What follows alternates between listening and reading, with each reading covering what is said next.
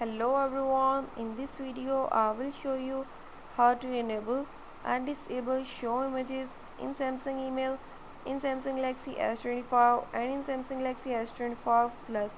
Before starting this video, please subscribe for more videos and watch complete video.